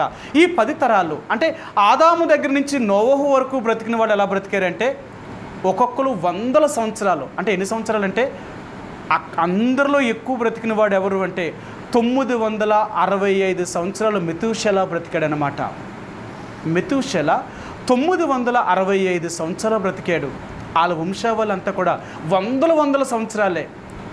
నోహు యొక్క వంశం దగ్గరికి వచ్చినప్పుడు 200 సంవత్సరాలు, 300 సంవత్సరాలు, 200 సంవత్సరాలు, 300 సంవత్సరాలు. ఇక 3ని దాటలేదు ఇంకెవరు, 2 దాటలేదు ఇంకెవరు కూడా. ఎరేదు చిన్న వయసులోనే అందరికంటే ముందుగా మరణించాడు. అతడే ఎక్కువగా తక్కువ వయసులోనే మరణించాడు. అప్పుడు నాకు దేవుడు అంటే నేను ఆలోచించాను, ఇంతమంది 100 సంవత్సరాలు బ్రతికాడు కదా, ఈయనే తక్కువ కాలంలో మరణించాడు అంటే అప్పుడు చెప్పాడు వాళ్ళందరికంటే ఈయనే గొప్పోడు. ఎంత ముందుగా మరణించాడో ఈ శరీరానికి అన్ని కష్టాలు లేకుండా వెళ్ళిపోయాడు. దేవుడి దగ్గర విశ్రాంతి పొందుతున్నాడు. మరి ఆల గొప్పోలా ఈల గొప్పోలా? లోకంలో అంటారు ఎక్కువ కాలం ఎవరు బ్రతికితే ఆల గొప్పోలమ్మ అంటారు. కానీ దేవుడి దృష్టిలో ఏంటో తెలుసా, ఎంత తక్కువ కాలంలో ఈ లోకాన్ని విడిచిపెట్టి వెళ్ళిపోయావో వాళ్ళే గొప్పవాళ్ళట. అందుకన్నాడు జీవించే వారికంటే మరణించిన వారే గొప్పవారట.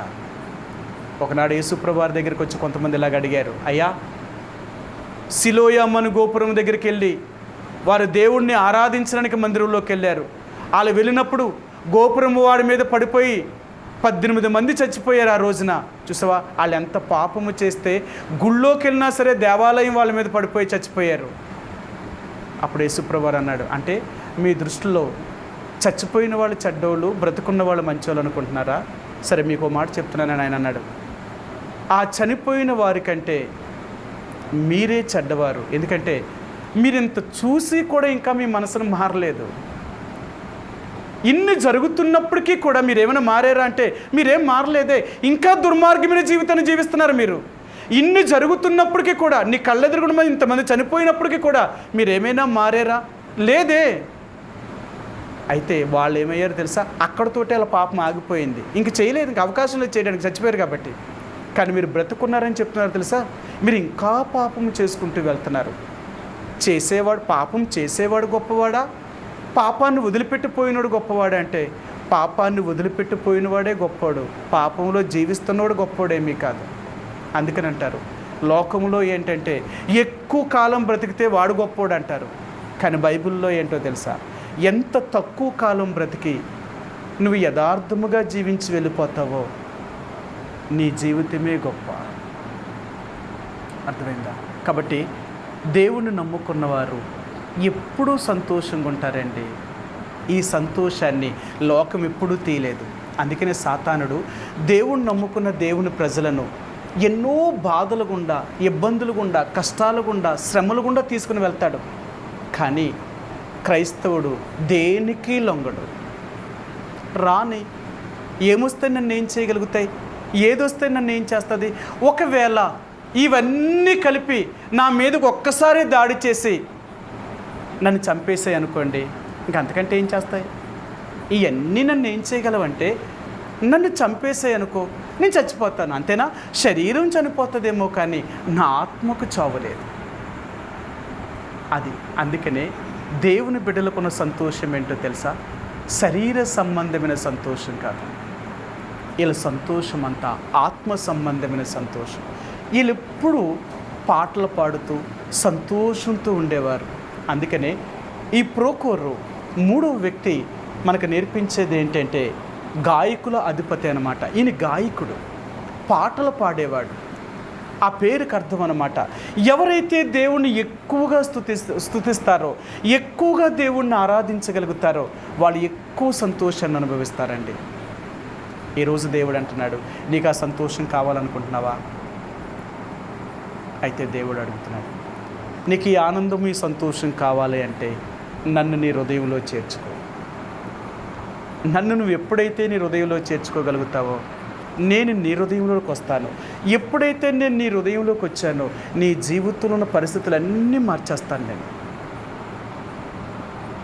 ఏ రోజునైతే యేసు ప్రభువారిని నీ హృదయ రక్షకుడిగా అంగీకరించావో ఆ రోజు నుంచే నీ పరిస్థితులన్నీ మారిపోతాయట. అందుకనే దేవుడు అంటాడు, యేసు ప్రభువారు అంటే ఎవరో తెలుసా? ఒక్క జీవితాన్ని మార్చగలిగిన దేవుడే కాదు, భూమి మీద నీ స్థితిగతులను కూడా మార్చేస్తాడు. నీ స్థితిని మార్చగలిగిన వాడు. నువ్వే స్థితిలో అయితే ఇప్పుడు ఉన్నావో ఆ స్థితి నుంచి నేను బయటికి తీసుకొచ్చేస్తాడు. అందుకని దేవుడు అన్నాడు, యేసు ప్రభువుని నమ్ముకున్న వాళ్ళందరూ ఎంతో పేదవాళ్ళు, ఎన్నో కష్టాల్లో ఉన్నవారు, ఎన్నో ఇబ్బందులతో ఉన్నవారు దేవుడి దగ్గరికి వస్తారు. మీరు చూడండి, కొన్ని సంవత్సరాల తర్వాత వాళ్ళు ఎలాంటి స్థాయిలోకి వెళ్ళిపోతున్నారు. వారిని ఎవరు ఆశీర్వదించాడో తెలుసా? దేవుడు అని అంటాడు, నన్ను నువ్వు నమ్మేవా, నీ సంతానమును, నీ పిల్ల తరాలని, మిమ్మల్ని నేను ఆశీర్వదిస్తాను.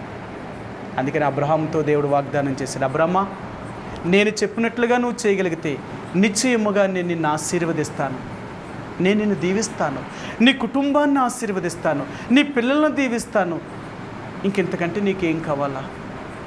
యేసు ప్రభువుని నమ్ముకున్న వాళ్ళందరినీ కూడా చూడండి, ఆయన నమ్మిన వాళ్ళని అందరినీ దేవుడు ఆశీర్వదించాడే తప్ప ఎవరినీ పాడు చేయలేదు ఆయన. కాబట్టి ఈ రాత్రికాల సమయంలో మనం ఎల్లప్పుడూ పాటలు పాడేవారుగా, సంతోషము కలిగిన వారుగా, ఆనందముతో నింపబడాలి.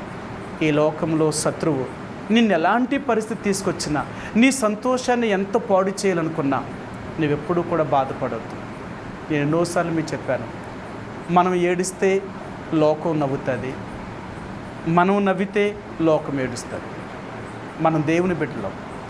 లోకములో ఉన్న సాతానుడు మనల్ని ఏడిపించాలి అనుకునేవాడు, దేవునికి విరోధమైన వాడు. వాడు ఏడిపించాలి అనుకున్నప్పుడు నువ్వు నవ్వేవనుకో వాడు ఏడుస్తాడు. వాడు ఏడిపించాడని నువ్వేడ్చావనుకో వాడు నవ్వుతాడు. అందుకంటాడు, నీ శత్రువు ఎప్పుడు కూడా నువ్వు పడిపోయినప్పుడు నవ్వుతాడు వాడు, నువ్వు నవ్వేవా ఆడేడుస్తాడు. అందుకనే మన శత్రువు లోకములో ఉన్నవాడు. వాడు ఎన్ని పరిస్థితులు తీసుకొచ్చినా నువ్వెప్పుడూ సంతోషించు. అందుకనే క్రైస్తవులు ఎలాంటి వారో తెలుసా? తిండి లేకపోయినా, బట్ట లేకపోయినా, ఉండడానికి ఇల్లు లేకపోయినా, వాళ్ళకి ఏది లేకపోయినా వాళ్ళు సంతోషంగా ఉంటారు. వాళ్ళు సంతోషంగానే ఉంటారు. ఎందుకో తెలుసా? మీకు ఎన్నోసార్లు చెప్పాను, భక్సింగ్ గారి యొక్క సాక్ష్యములో ఆయన హృదయాన్ని కదిలించింది చాలా బేదలైన వారు. ఆయన ఎంతో ధనవంతుడు కొడుకు. ఆయన దేవుని సేవ కొరకే దేవుడు ప్రతిష్ఠించి లండన్ నుంచి మరలా ఇండియా తిరిగి వచ్చిన తర్వాత తన స్నేహితుడు తన ఇంటికి ఆహ్వానం చేసినప్పుడు అతని ఇంట్లోకి వెళ్ళినప్పుడు 2 రోజులు ఆ ఇంట్లో ఉండలేకపోయిన వాడు ఆయన అన్నాడు, ఎక్కడైనా క్రైస్తవులు దొరుకుతారా, ఎక్కడైనా క్రైస్తవుడు ఉంటాడా అని. ఆ 32వ సంవత్సరం 1932, 33వ సంవత్సరంలో క్రైస్తవుల యొక్క కుటుంబం కొరకు వెతికాడట. ఆ రోజుల్లో క్రైస్తవులు అనేవారు దేవుణ్ణి నమ్ముకున్న వారిని ఎక్కడో ఊరి వెలుపలు ఉంచేవారు, ఊరిలో కూడా రానిచ్చేవారు కాదు. దైవజనుడు వెతుక్కుంటూ వెళ్తే ఊరు చివరన చిన్న పాకల్లో వారు దేవుణ్ణి స్తుతిస్తూ పాటలు పాడుతున్నారట. వాళ్ళ దగ్గరికి వెళ్ళారట. ఆయన వెళ్ళగానే వీళ్ళు చూసి ఆశ్చర్యపోయి, అయ్యా ఏంటి మీరు వచ్చారు మా దగ్గరికి? అప్పుడు చెప్పాడట, ఎన్నో రోజుల నుంచి వెతుకుతున్నాను, దేవుని బిడ్డలు ఎక్కడ దొరుకుతారా అని. మీరు దొరికారు, మీతో నేను ఉండొచ్చా? అర్థమైందా? దేవుని పిల్లలకి ఇల్లు లేకపోయినా, తిండి లేకపోయినా, ఉండడానికి నివాసం లేకపోయినా దేవుడు వారితో ఉన్నాడు. అది వాళ్ళ సంతోషం. అందుకని అంటారు, నువ్వెప్పుడైతే దేవుణ్ణి కలిగి ఉంటావో నీ జీవితమే సంతోషకరమైంది, ఎప్పుడూ సంతోషంగానే ఉంటావు. అందుకని అంటాడు, నీ విజయానికి గల రహస్యం ఏంటో తెలుసా? ప్రభువునందు సంతోషించు. నువ్వు దీవించబడాలి అంటే నువ్వు దేవునందు సంతోషించు. ఎప్పుడైతే యేసు ప్రభువారిని నీ హృదయంలోకి ఆహ్వానించగలుగుతావో ఆ రోజే నీ భయాలన్నీ పోగొట్టేస్తాడు ఆయన. దావీదు మహారాజు అంటాడు, నేనే రోజునైతే దేవుని నమ్మాను ఆ రోజే నా భయాలన్నీ పోగొట్టాడు అంటాడు. ఈ ఒక్క మాట చూపించి నేను ముగిస్తాను. 34వ కీర్తన గ్రంథము 34వ అధ్యాయము 4వ వచనమండి. 34:4 నేను యెహోవా యొద్ద విచారణ చేయగా ఆయన నాకు ఉత్తరం ఇచ్చెను, నాకు కలిగిన భయములన్నిటిలో నుండి ఆయన నన్ను తప్పించాను. ఆయన అంటున్నాడు, నీకే భయం ఉన్నా, నీ భయాలన్నీ పోగొట్టగలిగిన వాడు దేవుడు. అది ఆయన. ఈ లోకంలో నీకు ఎలాంటి భయాలున్నా నీ భయాలనే పోగొట్టగలిగిన వాడు. అది యేసు ప్రభువారంటే. ఈరోజు దేవుడు అంటున్నాడు, నన్ను నువ్వు కలిగి ఉన్నావా? అలాగుంటే నువ్వు ఎప్పుడూ సంతోషంగానే ఉంటావు. ఎందుకో తెలుసా, నీకు ఏ భయమూ లేదు, నీకు ఎవ్వరూ భయపెట్టలేరు, ఏది నిన్ను భయపెట్టలేదు. అర్థమైందా? దేని గురించి నీకు చింత ఉండదు, దేని గురించి నీకు భయం ఉండదు. నన్ను చాలామంది అడుగుతుంటారు, 4 పిల్లలతో ఉన్నారు, మరి ఎలా వాళ్ళ పరిస్థితి? నేను అంటాను, నా దేవుడు ఉన్నాడండి, నాకేంటి, నాకు దేవుడు ఉన్నాడంతే. ఆయన నాతో ఉంటే నాకు ఏ చింత, ఏ విచారము, ఏ బాధ కూడా లేదు. అర్థమైందా? మొన్న నేను ఒక ఆయన అన్నాడు, అయ్యా మేము ఎప్పటి నుంచి మిమ్మల్ని చూస్తున్నాను, ఎన్ని సంవత్సరాల నుంచి నేను చూస్తున్నాను, మీరు ఇలాగే ఉండిపోయారు, మీ వయసు ఎంత అని అడిగాడు. మీ వయసు ఎంత అని అడిగాడు. నేను అన్నాను, ఎంత ఉంటుందండి అన్నాను. నాకు తెలుసుండైతే మీరు 55 సంవత్సరాలు దాటిపోవాలా, ఎందుకంటే ఎన్నో సంవత్సరాల నుంచి నేను మిమ్మల్ని చూస్తున్నాను, ఇంత వయసు ఉంటుంది అన్నాడు. నేను అన్నాను, అంత లేదు, నాకు 49 సంవత్సరాల వయసు అన్నాను. ఇంకా మీరు కుర్రోళ్ళలాగే ఉన్నారు. నేను అన్నాను, నీలాగా ఎక్కువ ఆలోచించను, నీలాగా నేను టెన్షన్ పడను, నాకు దేవుడు ఉన్నాడు, ఎప్పుడూ దేవుడి మీద ఆధారపడతానంతే, నేను దేని గురించి చింతించను. అర్థమైందా? నిజంగా నువ్వు దేవుని బిడ్డవైతే ఈ లోకంలో ఉన్నది ఏది నిన్ను బాధించలేదు, నీ భయాన్ని నీకు భయపెట్టలేదు. ఎందుకో తెలుసా, ఆ దేవుడు నీతో ఉంటే ఈ లోకం నిన్ను చూసి భయపడాలా. నువ్వు లోకాన్ని చూసి భయపడం కాదు, నిన్ను చూసి భయపడాలా. అందుకనే దేవుని బిడ్డలు ఎక్కడున్నా లోకం వారిని చూసి భయపడుతుందట. అది కాబట్టి అలాంటి దేవుని కలిగి ఉన్న నువ్వు నేను ఎప్పుడూ సంతోషంగా ఉండు. నీ జీవితంలో అటువంటి ఆనందాన్ని కలిగి ఉండు. ఒక గాయకుడిగా, స్తుతించేవాడిగా, ఆరాధించేవాడిగా నువ్వు ఎప్పుడైతే దేవుడి దగ్గర ఉంటావో అప్పుడే దేవుడు నిన్ను ఆశీర్వదించగలిగిన వాడు. ఆ రీతిగా ప్రభు మనకు సహాయం చేయనుగాక. ప్రార్థించుకుందాం. మా ప్రేమ కలిగిన పరలోకమందున మా తండ్రి, మా ప్రభువును నీ ప్రియకుమారుడును మా రక్షకుడైన యేసు ప్రభువారి యొక్క పరిశుద్ధమైన, ఘనమైన, శ్రేష్టమైన నామములో ప్రభువా, ఈ రాత్రికాల సమయంలో బైబిల్ పఠనం కొరకై మీ సన్నిధికి రావడానికి మాకు సహాయం చేసినందుకు మీకు హృదయమారా కృతజ్ఞతాస్తుతులు చెల్లించుకుంటున్నాను. అపోస్తలుల కార్యములు 6వ అధ్యాయము 4-5 వచనాల్లో ఆ 7 మనుషుల్లో తండ్రి 3వ వాడైన మరి ఈ ప్రోకోరును మాకు జ్ఞాపకం చేసినారు. ప్రోకోరు అనగా గాయకుడు, లేక గాయకులకు అధిపతి అని జ్ఞాపకం చేసినారు. ఎందుకంటే మేము నిన్ను ఎంతగా స్తుతించగలుగుతామో, ఎంతగా నిన్ను కీర్తనలు పాడగలుగుతామో, ఎంతగా నీకు కృతజ్ఞతాస్తుతులు చెల్లించగలుగుతాం, ఎప్పుడూ మేము సంతోషంగా ఉండగలుగుతామో అప్పుడే నీ ద్వారా ఎన్నో మేలులు, ఎంతో సహాయాన్ని పొందగలుగుతామని ఈ రాత్రి మాతో మాట్లాడారు. ఆనాడు ఇశ్రాయేలీలు ఎర్ర సముద్రము దాటినప్పుడు వారు నిన్ను కీర్తనలతో స్తుతించారు. దావీదు సౌలు చేతిలో నుంచి తప్పించబడినప్పుడు నిన్ను స్తుతించి ఆరాధించాడు. ప్రధాన గాయకుడైన ఆసాపు, అతని చేతి కింద ఉన్న 270 మంది కూడా తాళములతోనూ సితారాలతోనూ గంభీర ధ్వనిగల మరి వాయిద్యములతో వారిని మందిరములో పాటలు పాడుతూ నిన్ను స్తుతించారు. అలాగే వారు స్తుతించడం వల్ల యెహోషాపాతు రాజు కాలంలో వారి మీదకు వచ్చిన శత్రువులైన రాజులు ఏ రీతిగా తమ్మును తాము హతము చేసుకొని వారు ఏ రీతిగా మరణించి నీ ప్రజలకు విడుదలను కలిగించావో, జయాన్ని కలిగించావో జ్ఞాపకం చేసినారు. అంతేకాదు, ఎప్పుడైతే మేము నిన్ను కలిగి ఉంటామో ఈ లోకంలో ఉన్న భయాలన్నిటి నుంచి మమ్మల్ని తీసివేసే దేవుడు. దేని గురించి మేము భయపడేవారం కాదు, ఎందుకంటే ఈ లోకంలో ఏదీ మమ్మల్ని భయపెట్టలేదు. మరణము సైతము కూడా అది మాకు ప్రమోషనే కానీ, విజయమే కానీ, అది మాకు అపజయం అనేది కాదు. ఈ రాత్రి నాతో మాతో మీరు మాట్లాడినందుకు వందనాలు. కనికరించండి. మేము ఎల్లప్పుడూ సంతోషించేవారిగా, ఎల్లప్పుడూ కీర్తనలతోనూ పాటలతోనూ మేము నిన్ను స్తుతించేవారిగా మమ్మల్ని సిద్ధపరచండి తండ్రి. అటువంటి చెప్పనసక్యమును మహిమాయుక్తమైన సంతోషము గలవారమై నిన్ను సేవించేవారిగా మమ్మల్ని సిద్ధపరచండి. సహాయాన్ని దయచేయండి తండ్రి. ఈ రాత్రికాల సమయంలో ఏదైతే నువ్వు నాతో మాతో మాట్లాడావో ఆ వాక్యాన్ని నాలోనూ మాలోనూ నీరికట్టి ఫలింపచేసి శత్రువెత్తుపోకున్నట్లుగా భద్రపరచమని మీ దయగల సన్నిధిలో మీ యొక్క హస్తానికి అప్పగించుకుంటున్నాను. ఈ రాత్రికాల సమయంలో మీ సన్నిధికి వచ్చిన నీ బిడ్డల బట్టి వందనాలు. సోదరి రూత్ సిస్టర్ గారి వారి కుటుంబాన్ని, ఈశ్వర సిస్టర్ గారి వారి కుటుంబాన్ని, సోదరి అరుణా సిస్టర్ గారి వారి కుటుంబాన్ని, దాదా సోదరుడు మోహన్ వారి కుటుంబాన్ని కనికరించండి. నీ బిడ్డల కుటుంబాల్లో మీ సమృద్ధిని దయచేయండి. ఆత్మీయంగాను భౌతికంగాను వారిని ఆశీర్వదించండి. వారికి కావలసిన ప్రతి అవసరతను తీర్చండి. అలాగే తండ్రి, ఈ రాత్రికాల సమయంలో మీ సన్నిధికి వచ్చిన నూతనంగా రాయబడిన వారిని బట్టి కూడా వందనాలు. కనికరించండి. నిన్ను కలిగి ఉంటే ఎలాంటి మేలు, ఎలాంటి ఆశీర్వాదాన్ని పొందగలుగుతారో వారు విన్నారు తండ్రి. మీ చిత్తమైతే ఏ కారణము చేతైతే నీ మందిరానికి వచ్చారో వారు ఎలాంటి కృంగుదలల్లో, ఎలాంటి కష్టములో, ఎలాంటి పరిస్థితుల్లో ఉన్నారో నీకు తెలుసు. వారిని కనికరించండి. ముఖ్యంగా నిన్ను దేవుడిగా పాపక్షమాపణ అనుభవంలోనికి వచ్చి తమ హృదయంలోనికి నిన్ను చేర్చుకునేవారిగా సిద్ధపరచండి.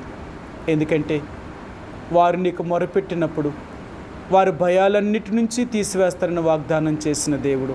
ఆ రీతిగా వారిని కూడా కనికరించండి. వారికి ఉన్న సమస్యల నుంచి విడుదల దయచేసి దేవా నిన్ను దేవుడిగా కలిగి ఉండే భాగ్యాన్ని అనుగ్రహించండి. ఈ రాత్రికాల సమయంలో బలహీనులైన వారిని కూడా జ్ఞాపకం చేసుకుంటున్నాం. మీద అవసరన్న పీటనను, అలాగే తండ్రి మీద అవసరాలు సోదరి పద్మ గారిని, అలాగే దేవా సోదరుడు మరి సువర్ణరావు గారిని, సలోమి గారిని, కృపారావుని, తన కుమారుణ్ణి, అలాగే అన్నమ్మ గారిని, లాజర్ గారిని, విక్టర్ పాల్ గారిని, సోదరి సత్యవతి గారిని, అలాగే సోదరుడు మరి సోదరి లావణ్యను కనికరించండి. ఇలాగ అనారోగ్యంతో ఉన్న నీ బిడ్డలను కనికరించండి.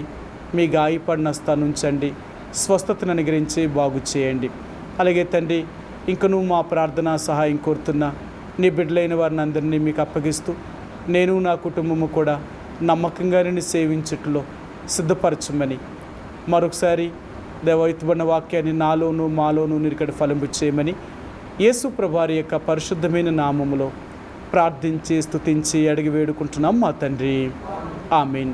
తొట్టిల్లకుండా మిమ్మల్ని కాపాడుటకును ఆయన మహిమ ఎదుట ఆనందముతో నిర్దోషులుగా నిలవబెట్టుటకును మన శక్తిగల రక్షకుడైన అద్వితీయ దేవునికి మన ప్రభువైన యేసుక్రీస్తు ద్వారా మహిమయు మహాత్యమును ఆధిపత్యమును అధికారమును యుగములకు పూర్వమును ఇప్పుడును సర్వయుగములకును తోడైయుండునుగాక. ఆమేన్. ప్రైజ్ ది లార్డ్ అండి. Praise the lord.